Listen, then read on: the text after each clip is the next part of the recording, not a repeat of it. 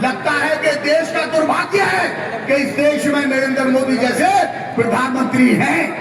जब जब आने वाले वक्त में इतिहास के पन्ने पलटे जाएंगे तो चंद्रशेखर जी जज में 100 के शहादत को मत पूछिए, अब तो हमने हाथों पे सर ले लिया है।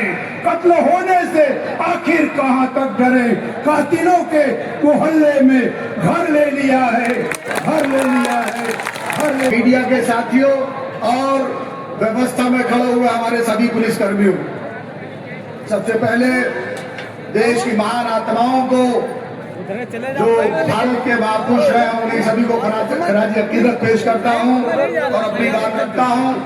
और उसके साथ साथ मैं कहना चाहता हूं, सलाम है जिला बिजनौर की उस धरती को, सलाम है नगीना लोकसभा के लोगों को कि जिन्होंने इस कोहिनूर को तलाश करके इस देश और दुनिया के सामने सांसद बना करके आप लोगों को पेश किया। सलाम है उस जनता को कि जिसने आप लोगों के सामने इस पार्टी का सांसद दिया। दोस्तों, बुजुर्गों, नौजवान साथियों, अगर सही मायने में मैं ये जिम्मेदारी के साथ कह सकता हूं कि काशीराम जी की अगर सही विरासत अगर किसी के पास है तो वो मेरे भाई जो है चंद्रशेखर जी के पास है, क्योंकि दूर से देखने में कोई चीज महसूस नहीं हो पाती, दूर से देखने में बहुत सारी चीजें खराब लगती हैं, लेकिन जब पास जाकर के उसे देखा जाता है तो उसकी असलियत तब पता चलती है।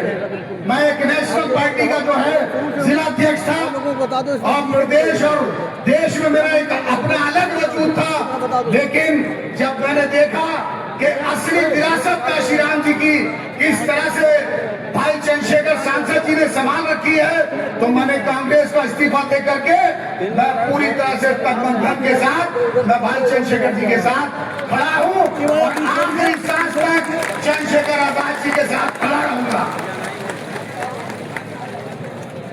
मैं जब फर्स्ट टाइम अचानक मिलने गया, एक हमारे साथी हमें लेकर गए, तो मैंने देखा कि मेरे फादर ने माननीय काशीराम जी के साथ काम किया था।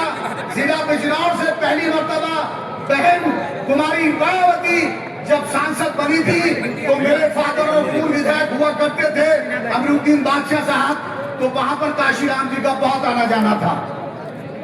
काशीराम जी के बारे में जो मैंने सुना था, वो जब मैं फर्स्ट टाइम वहां गया, दिल्ली में गया और नागपुर गया, तो दोनों जगह मैंने एक बात पाई, तो जो चीज काशीराम जी में थी वो चीज चंद्रशेखर आजाद जी में है।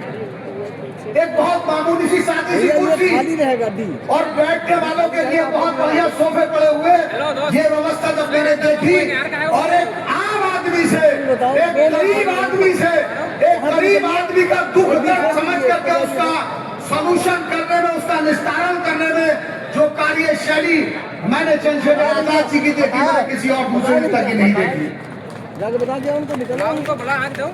तो मैं एक बात और जिम्मेदारी के साथ आप लोगों को बताना चाहता हूं कि मेरी निवेदन है आप लोगों से कि पश्चिम में आंधी है आजाद समाज पार्टी की, आप पूरा संभाल लीजिएगा, आप मिडिल पश्चिम उत्तर प्रदेश संभाल लीजिएगा। कोई ताकत नहीं है चंद्रशेखर आजाद जी को जो है चीफ मिनिस्टर बनने से रोकने। दोस्तों, बुजुर्ग, नौजवान साथियों, प्यारे बच्चों, आज जब इस मंच में खड़ा हूँ तो आप लोगों से कुछ कहना चाहूंगा कि आज विदेश की और देश की जो हालत है वो किसी से छिपी नहीं है। आजाद समाज पार्टी कभी सिर्फ और सिर्फ अपनी बात रखती है, कभी किसी को क्रिटिसाइज या कभी किसी को जो है बुराई नहीं करती। लेकिन आज वो वक्त आ गया है कि आप देखिए कि आप यूट्यूब पर के जाइएगा और जाकर के वहां पर सर्च करिएगा डॉक्टर मधु पूर्णिमा और उनका लेख सुनिएगा, उन्होंने किताब मोदी जी पर लिखी है वो सुनिएगा। किस तरह से मेरी यहाँ पर मातृ शक्ति बैठी है, मैं वो अल्फाज नहीं कह सकता कि किस तरह से महिलाओं का शोषण भारतीय जनता पार्टी में होता है। अगर उसे समझना है, मैं मंच के माध्यम से नहीं कहना चाहता, अगर उसे समझना है तो अपने अपने यूट्यूब पर जाकर के देख लीजिएगा। और भाजपा के बहुत ही पुराने कर्मठ नेता है सुब्रमण्यम